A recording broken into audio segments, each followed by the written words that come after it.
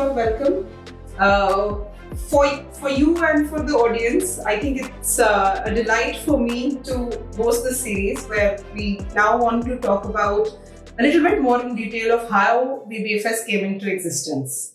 So let's go back 13 years ago when you decided to start. What happened? What was the scene out there when you started BBFS? See, when we started BBFS, I feel that we were ahead of time in the sense that there were not too many football initiatives happening on the ground and very few competitors. And in fact, people did not even believe that any venture is possible in the field of football. So that was the scene at that time, right? The way, before that, I was into investment banking. I was doing a very high-paying job.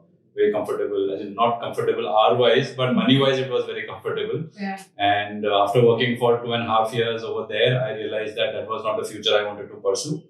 And that led me and my close friend Anurag Khilani to start BBFS. Okay, and you reached out to Bhaichung sir to kind of start BBFS. How did that go? Yeah, actually, all we wanted to do was do something in football. Okay. And first, we did not approach Bhaichung was not the first person we approached. We approached the All India Football Federation. Okay. And we called them. We called at the office and we said that we are two young, graduates, etc., and we wanted to do something in football. So we sought an appointment, and we just got scolded on the phone. Like, how dare you call us directly and all that. Okay. Right. So then we immediately changed track. We said, this is not something that is probably going to happen. Okay. And then we started thinking about then who else, because we were totally rookies and, we had no idea about the industry and we needed some anchoring point. So initially we thought, the federation could be an anchoring point, but with our hopes dashed, we thought what is the other anchor that can happen? Yeah. And the only name that came to our mind was Bhaichung Bhutia. He was the only reputable or highly reputed kind of a brand name in the Indian football industry at that time. So we thought about approaching him. Yeah. And very funnily, when we approached him, and we thankfully it was not too difficult to find his phone number, and when we through a common friend again, and then when we reached out to him, thankfully he was in at his home at that time, and his wife picked up the phone, and she was very kind to actually pass on the phone to Bhaichung. And then Bhaichung called us for a meeting. At that time he was playing for East Bengal, and we went to the East Bengal ground and we met him. And the first question he asked was, have both of you watched the Three Idiots and come here? Okay. Right? That was a time, like just about a month back or so, Three Idiots movie had released, and it was a big hit across the country. And the whole premise of the movie was to follow your passion. Yeah. So he was wondering if that triggered our decision to, leave our mainstream jobs and do something in football. Yeah. So it kind of triggers my next question also, that why football? What made you think that, like you said, in a cricketing nation, football could be run in a sustainable manner? What gave you that confidence? See, more than confidence, it was our arrogance, I would say. In hindsight, that's what I have come to realize. Okay. That we can do whatever we want to do. That sort of a thing. And why football? Because for starters, we, both Anurag and I were, we played together. We were part of the college teams. Okay. And we were very passionate footballers, even from our school days, right? However, what we felt was we did not get the right kind of support, guidance, infrastructure, coaching, etc. To pursue the sport more seriously. Okay. Although we wanted to do that. As a result of which, we changed our line and we went into engineering and business management and banking and so on. So when the time came for us to do something about the sport that we loved, the first thing that came to our mind was why not, help the next generation get what we did not get. Okay. As you know, every human being, wants to do something meaningful. At that time, we were very young, 25, 26 years old, and that to us felt like meaningful enough that we create something for the younger children and give them what we could not get, and thereby help them to reach their potential in their lives. Okay. So as I understand, you wanted to work in football at grassroots level, providing that kind of opportunities. And now that it's been 13 odd years, how do you think it's going? I think it's going great, for me at least, and it's been a very fulfilling journey, I must say. Okay. Because when we started off, we really wanted to build like the best academy in the country. And today we are proud to be the only academy in India that has got multiple elite rated academies. And with a lot of players over the last 13 years, we have been able to facilitate them to play at a national level and play for the country across different age groups, boys, girls, both. So I must say that it has been a very fulfilling journey. So to that extent, with what we started, of course, it took a little bit more time than what we had expected.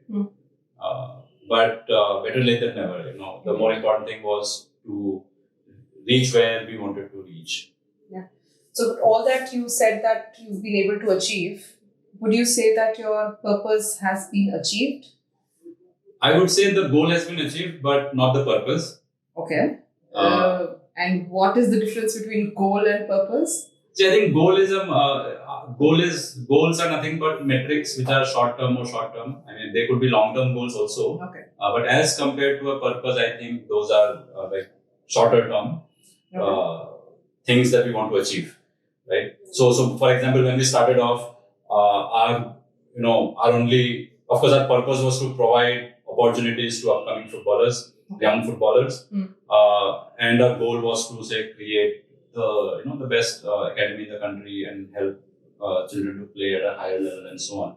So that goal, I think, has been achieved. The purpose has undergone a lot of changes, is what I would say. Purpose is like more longer term, as in what do we want to do with the rest of our lives. Okay. And sometimes purpose, I think, if defined well, can even outlive us. So that would be the difference between goal and purpose. Goals are things which can be achieved in this lifetime, in shorter time, like 8 years, 10 years, or even lesser. Whereas purpose can live on.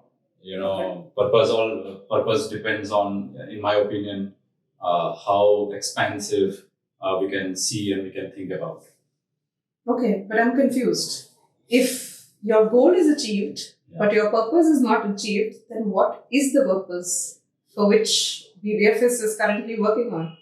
See, I think, so before going to the purpose of BBFS, I think a little bit of understanding is also required in terms of our own personal, like what is our purpose as well. Because the purpose of the company flows from what we as a team want to achieve in the long run. Absolutely. Right? So I would say the purpose for everyone is to be happy at the end of the day. It's very simple. A lot of times we don't understand it or we don't have enough clarity. I did not have that clarity until a couple of years back. So the purpose at the end of the day is to be at a relaxed state, be in a happy state, in a fulfilled state. And everything that we do is meaningful only to the extent that it helps us to achieve that state. Okay. So that is the final purpose, I feel, at an individual level for all of us. And as far as how that flows into BBFS or Enjogo is that the purpose of the company is to ensure that all those people who are associated with the company, not just the customers, the clients, the children and the parents, but also our staff, our team members, our coaches, how, the company can act as a vehicle for, all of us living a more fulfilled life and a more happy life. So football is a medium that we are using. Sports is a medium that we are using and plan to use more and more in the future, through which we can help people to live a satisfied, contented and fulfilled life. Okay. That sounds like a lot of responsibility, like helping people live a fulfilled life. I can't even imagine how that happens. So I want to ask you that how do you do it currently or how do you plan to do it in the future? Yeah, I see. I think it all, when we understand it, it becomes quite simple is what my experience is so far. So it all starts with the mind. It is all in our imagination. Happiness is in the imagination. It is in our intellect. It is not in the physical existence. Is what I feel. It is beyond the physical limitations. So it is important to train the imagination and train the mind, I feel, because the imagination is infinite. Human imagination is infinite in both directions, right? Negative direction, positive direction. So if you are able to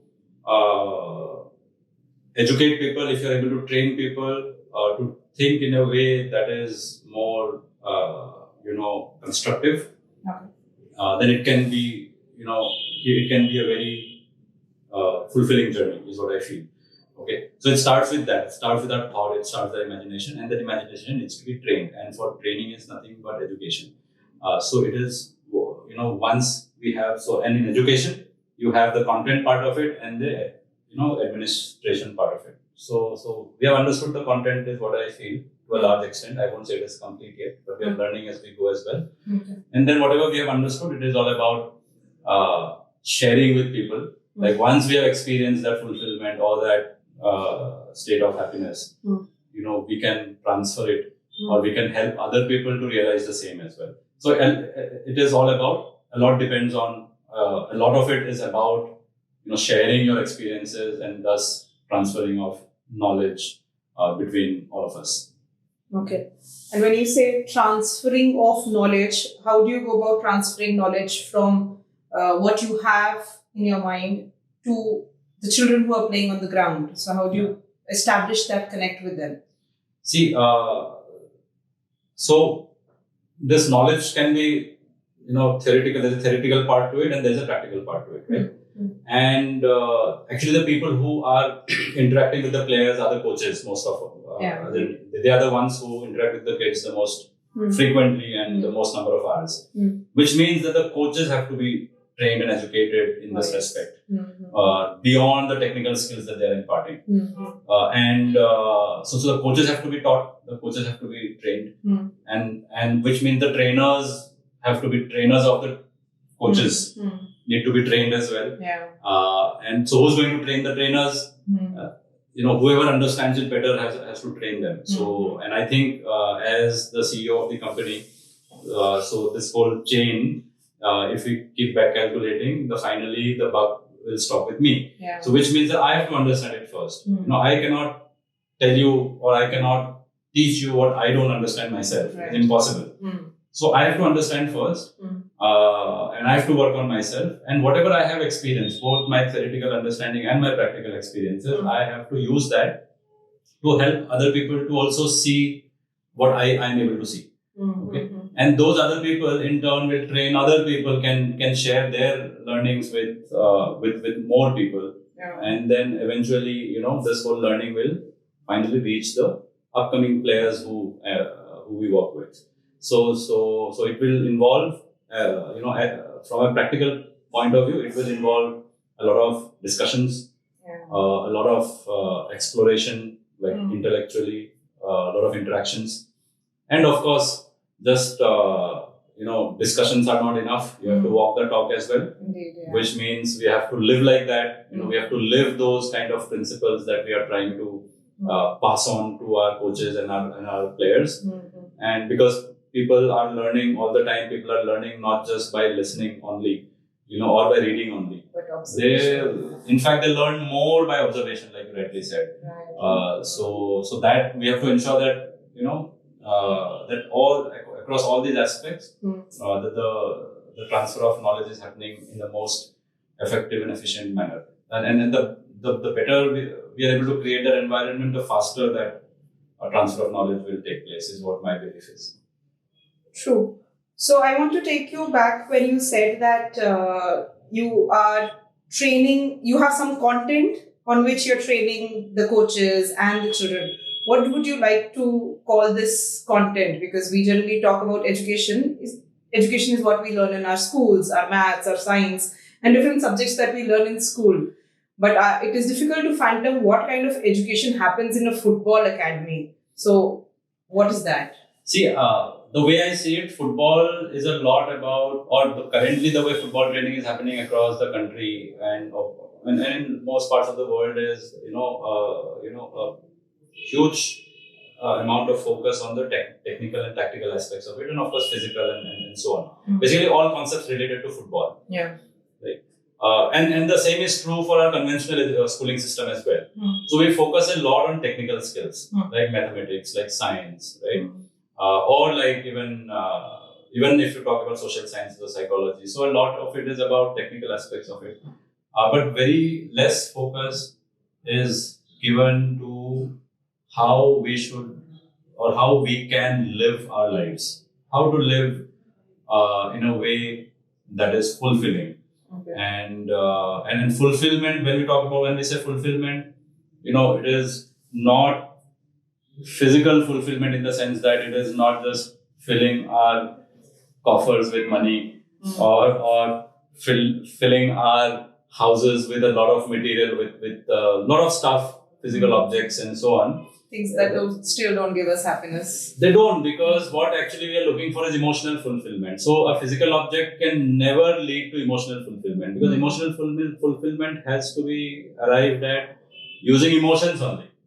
Emotional fulfillment means basically filling yourself with the right kind of emotions, which means that we have to understand about emotions themselves, right? So such training, which I would simply say that just understanding more about life and emotions and how these can be propagated at a social level, at a systemic level. So those kind of training is missing, unfortunately, in today's academic system. And I definitely did not. We definitely did not get it, and we had to experience a lot of challenges and ask a lot of questions before we arrived at these conclusions. But now that we understand some of those principles, there is no reason why we should not be sharing them with the upcoming generation. Indeed. So all this upcoming generation who is playing football with us seem to be in good hands, seem to be going through this training of life skills training. And I'm sure there is a lot more to this than what you've just talked about, maybe topic for another day. But what I want to know is that how are you expanding that scope? Are you trying to limit yourself with only a few players? Because I'm sure there is a lot of children who are looking for this kind of understanding of how to live a life. So do you have a vision with regards to how to impact more people? Yeah, of course. See, this whole realization over the past few years that has come to me personally is that football or sports is not everything. Right? Football is not your life or my life. Initially, though, we did feel that football is everything in life, and sometimes people even. I ask this question to a lot of youngsters who join our team. I ask a lot of young footballers, what is the most important thing in your life? And some of the most common answers that I get is my career is the most important thing in my life. My family is the most important thing. Football is the most important thing. Cricket is the most important thing in my life.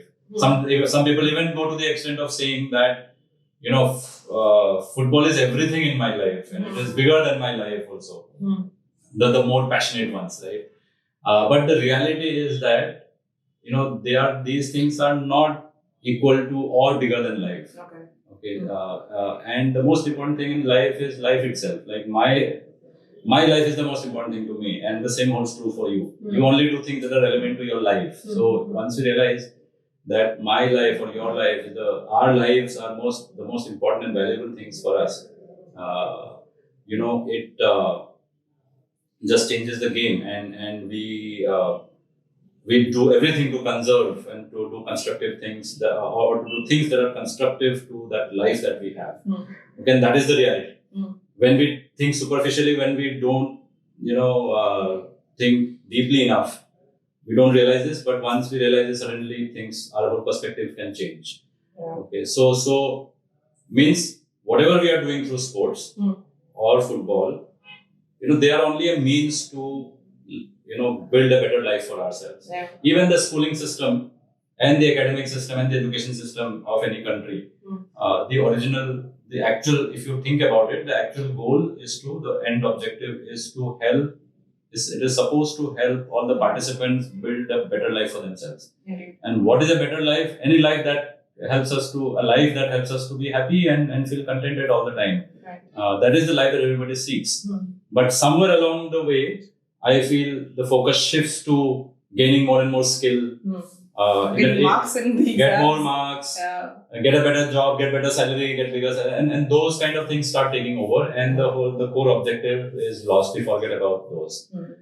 So today football is the means for us, and we have started, as you know, we have already started experimenting with badminton and tennis. Okay. And very soon, in the near future, we will also start exploring cricket as a medium through which we can reach out to these kids and share our learnings and help them lead a more, contented life. So that's our objective in the near future. Cool. It was interesting to understand the fact that the purpose with which BBFS began has expanded considerably, and you wish to kind of expand your influence area even further in the next few years. Very interesting conversation, Kishore. Thank you so much. I have a lot more questions, but maybe I will leave it for another time. So for the audience who are watching us today, if you're enjoying the conversation that we're having, please make sure you subscribe to us. We will have multiple settings with Kishore. So thank you, Kishore, joining us, and we'll hope to meet you again soon. Thank you, Shruti. Thanks for doing this. Thanks for inviting me. It's a pleasure speaking to you as well. Indeed, a pleasure. Thank you.